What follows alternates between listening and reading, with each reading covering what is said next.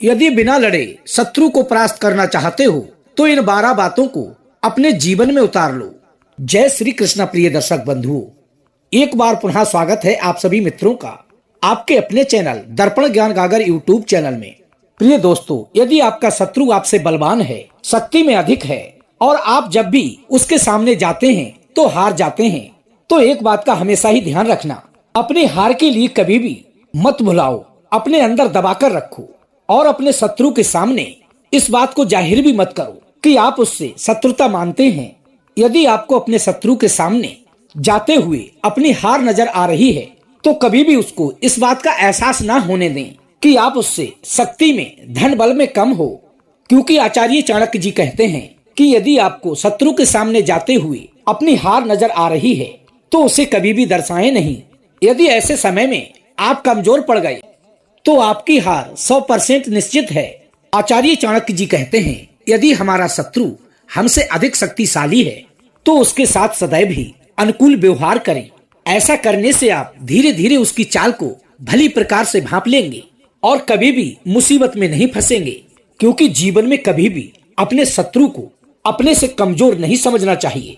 यदि आपके सामने वाला शत्रु कमजोर और छल कपट करने वाला है तो आप ठीक उल्टा बर्ताव उसके साथ करें। प्रिय दर्शक बंधुओं, आज हम बात करेंगे कि शत्रु से बिना लड़े उसे बर्बाद कैसे करें। इसके बारे में आज हम आपके लिए आचार्य चाणक्य जी की 12 नीतियों के बारे में आपको बताने वाले हैं, क्योंकि प्रिय मित्रों, आज के जमाने में हर समय हर जगह जीवन के हर एक मोड़ पर हमें देखकर जलने वाले लोगों की कमी नहीं है।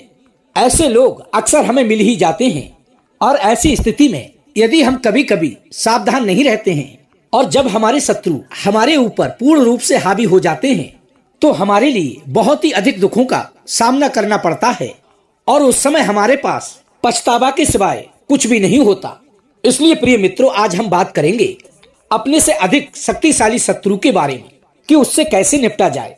इन नीतियों का हम इस्तेमाल करके अपने जीवन में अवश्य सफल हो पाएंगे और अपने जीवन के बड़े से बड़े लक्ष्य को भी बड़ी ही आसानी से प्राप्त कर सकते हैं।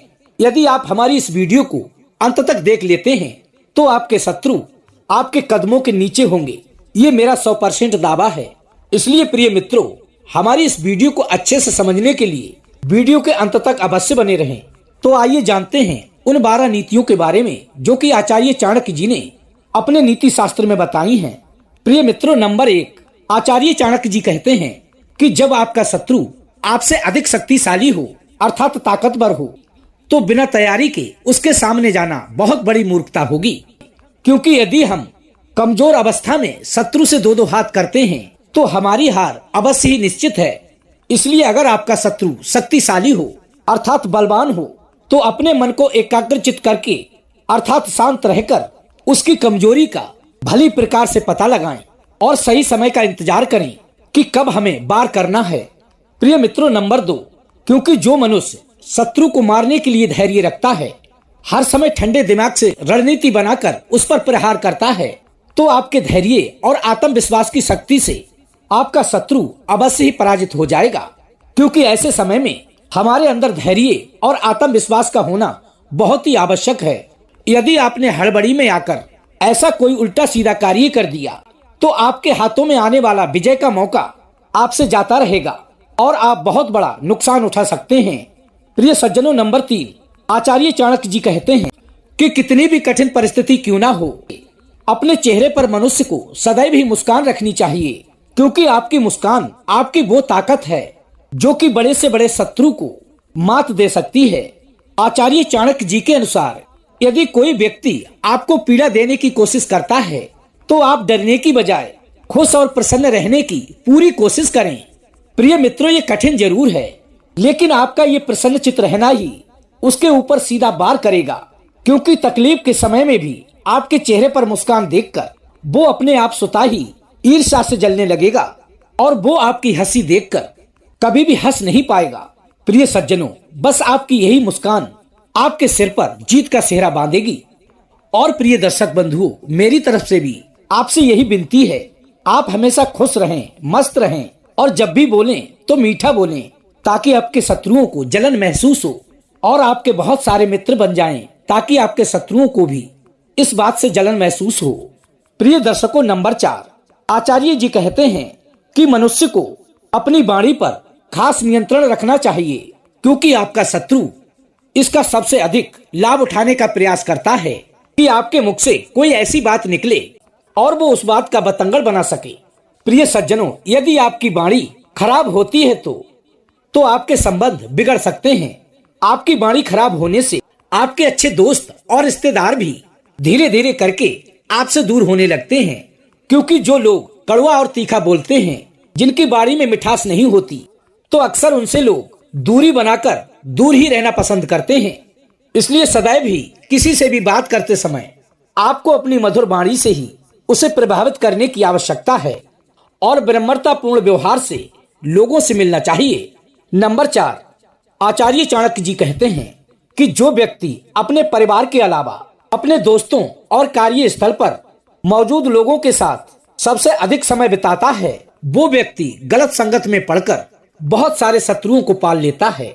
इसलिए हर व्यक्ति के लिए इस बात का ध्यान रखना चाहिए कि उसकी संगत कैसी है, जिनके साथ वो अधिक समय व्यतीत करता है।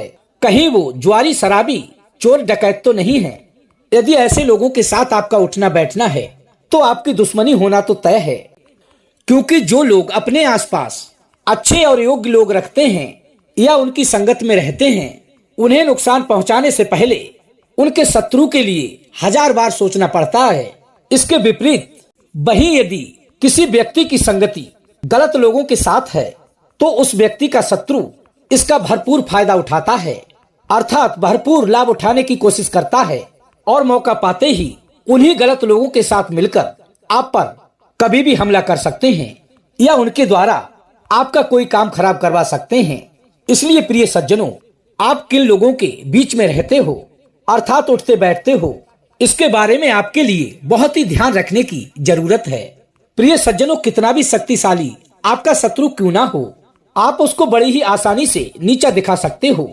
ये हम आपको 12वीं बात में ही बताएंगे, अर्थात नंबर 12 में ही बताएंगे। इसलिए हमारी वीडियो को लास्ट तक अवश्य देखते रहें। प्रिय मित्रों, नंबर 6, चाणक्य नीति के अनुसार हर व्यक्ति के लिए बुरी आदतें जैसे कि नशे की लत से सदैव ही दूर रहना चाहिए, क्योंकि जिन लोगों को नशे की लत होती है तो ऐसे लोगों के लिए उनके शत्रु बड़ी ही आसानी से निशाना बना सकते हैं। नशे में व्यक्ति अपनी बुद्धि और विवेक को खो बैठता है और वो उसका सही इस्तेमाल नहीं कर पाता और ऐसे में वो अक्सर गलती कर बैठता है, जिसका लाभ आपका शत्रु उठा सकता है। इसलिए आपके अंदर जितनी भी बुरी आदतें हैं उनको सदा सदा के लिए त्याग दें, नहीं तो आपको इसके चलते एक दिन अवश्य ही पराजित होना पड़ेगा। नंबर 7, प्रिय सज्जनों, कभी भी अपने शत्रु के लिए अपने से कम नहीं आंकना चाहिए। दुश्मन की ताकत का सही आकलन आपकी जीत को निश्चित करता है और इससे आपकी जीत सुनिश्चित हो जाती है।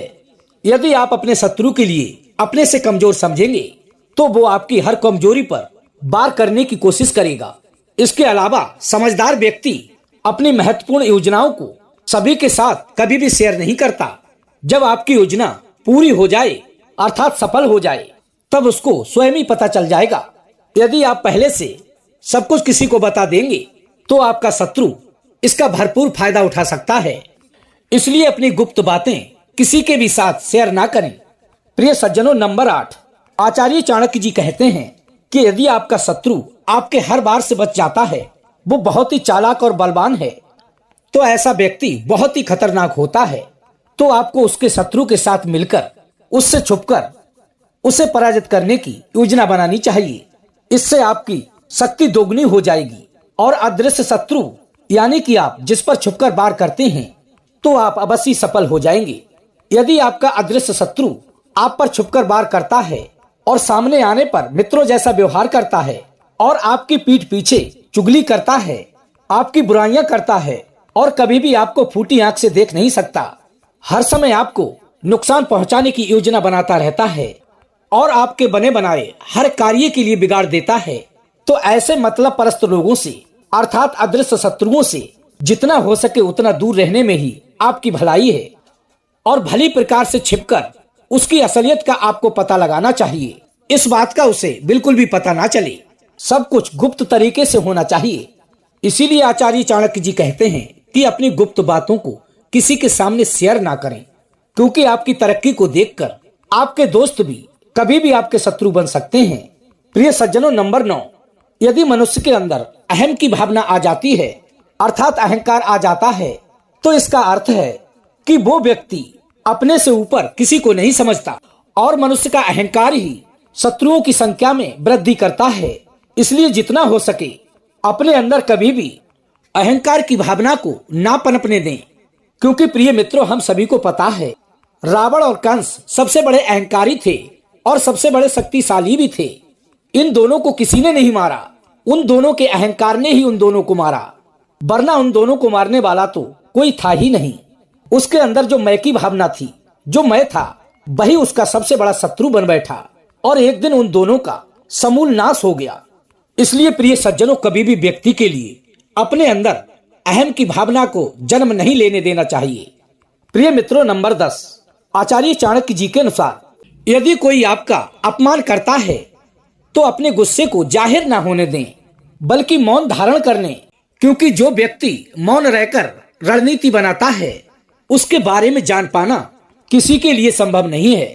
प्रिय सज्जनों, आचार्य चाणक्य जी ने भी इसी नीति को अपनाया था और वो नंद महाराज द्वारा अपमानित होने के बाद भी मौन ही रहे थे और उन्होंने नंद को बेदखल करने की चुपचाप तरीके से एक रणनीति तैयार की और आखिरकार साधारण से बालक चंद्रगुप्त मौर्य को सम्राट बना दिया।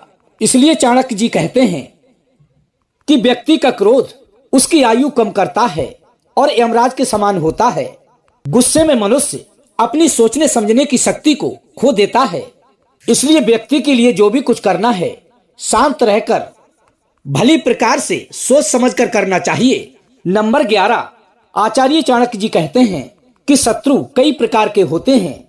आप अपना शत्रु किसे मानते हैं? क्योंकि मांगने वाला तो लोभी मनुष्य का शत्रु होता है और मूर्खों का शत्रु उन्हें उपदेश देने वाला होता है और बुरे चरित्र वाली स्त्रियों के शत्रु उनके पति होते हैं और चोरों का शत्रु चंद्रमा होता है। अर्थात प्रिय सज्जनों, यहाँ पर चाणक्य जी समझाते हैं लोभी और लालची व्यक्ति उसको अपना सबसे बड़ा शत्रु मानता है जो उससे किसी चीज को लेने की आशा रखता है अथवा कुछ मांगता है, और मूर्खों को उपदेश देना उनके क्रोध को बढ़ाना होता है। इसलिए उनको उपदेश देने वाला उनका सबसे बड़ा शत्रु होता है, क्योंकि उपदेश देने के बावजूद भी मूर्ख लोग ठीक रास्ते पर नहीं चल सकते। क्योंकि प्रिय सज्जनों, मूर्ख व्यक्ति की यह विशेषता होती है, किसी की भी अच्छी बात को वो मान ही नहीं सकता और अपने द्वारा किए गए कार्य को ही सही ठहराता है। उसी प्रकार प्रिय सज्जनों, जो स्त्री बुरे चरित्र वाली होती है और उसके बुरे कार्य करने से उसका पति उसे रोकता है, उसे वो अपना सबसे बड़ा शत्रु मानने लगती है। उसी प्रकार प्रिय मित्रों, चोर भी रात्रि में अंधकार में ही अपना चोरी का कार्य सफल करने के लिए निकलते हैं, क्योंकि चांदनी रात में उनको चोरी करना बहुत ही असंभव होता है। इसलिए उन चोरों का चंद्रमा सबसे बड़ा शत्रु होता है। उसी प्रकार जो किसी के कार्य में रुकावटें डालता है वही उसका सबसे बड़ा शत्रु होता है। प्रिय दर्शक बंधुओं, नंबर 12, इसमें आचार्य चाणक्य जी बताते हुए कहते हैं कि आज तक इस दुनिया में सच्चाई के लिए कोई भी नहीं हरा पाया है और ना ही सच्चाई को कोई हरा सकता है। यदि आप सही रास्ते पर हो तो आपका दुश्मन आपको कभी भी हरा नहीं सकता, और यदि आप गलत रास्ते पर हैं तो आपको हारने से कोई रोक नहीं सकता। यही जीवन की सच्चाई है। इस बात को आप हमेशा याद रखिएगा, क्योंकि बेवजह किसी के शत्रु नहीं बनते, कोई ना कोई वजह अवश्य होती है। प्रिय सज्जनों, आप तो 100 कौरव भाइयों को जानते ही होंगे, और जब उनके अंदर अहंकार आया, उनकी बुद्धि और विवेक दूषित हो गया, तो 5 पांडवों ने ही उनका विनाश कर दिया। इसलिए प्रिय सज्जनों, हर समय एक व्यक्ति के लिए धर्म और सद्मार्ग का कभी भी साथ नहीं छोड़ना चाहिए, और जो व्यक्ति धर्म और सद्मार्ग पर चलते हैं उनको तो चिंता करने की आवश्यकता ही नहीं है, क्योंकि उनका तो कोई शत्रु हो ही नहीं सकता। और जब आपका कोई शत्रु नहीं है तो आपका कोई कुछ भी नहीं बिगाड़ सकता, क्योंकि आचार्य चाणक्य जी कहते हैं शांति से बढ़कर कोई तप नहीं है और संतोष के समान कोई धन नहीं है। तृष्णा अथवा चाह से बढ़कर कोई रोग नहीं है और दयालुता से बढ़कर दूसरा कोई धर्म नहीं है। शांत रहने के लिए व्यक्ति को अपनी कामनाओं और इंद्रियों पर नियंत्रण रखना चाहिए। इसीलिए ये सभी तप के समान हैं। जो व्यक्ति हर समय भागता दौड़ता रहता है और अपने मन में कामना करता रहता है, उसे जीवन में कभी भी सुख प्राप्त नहीं हो सकता। क्योंकि प्रिय सज्जनों, क्योंकि भगवान गौतम बुद्ध ने भी कहा है कि कामना का विनाश ही दुखों का विनाश है। उसी प्रकार मनुष्य की तृष्णा भी उस रोग की तरह है जिसकी भूख कभी भी शांत नहीं होती। और दया के लिए भी आचार्य चाणक्य जी ने सर्वश्रेष्ठ धर्म माना है। दया का अर्थ है संवेदना का विकास, इसमें अन्य का भाव समाप्त हो जाता है। तो ये थी प्रिय सज्जनों आज की हमारी छोटी सी कहानी। अपना कीमती समय देने के लिए बहुत बहुत धन्यवाद। यदि आपने अभी तक हमारे चैनल को सब्सक्राइब नहीं किया है तो प्लीज चैनल को अभी सब्सक्राइब कर लें, वीडियो को एक लाइक कर दें, हो सके तो अपने सगे संबंधियों और मित्रों तक वीडियो को शेयर अवश्य करें। प्रिय दोस्तों, हम कल फिर मिलेंगे इसी प्रकार की ज्ञानवर्धक चर्चा के साथ। इसी के साथ प्रिय सज्जनों, राधे राधे, जय श्री कृष्णा।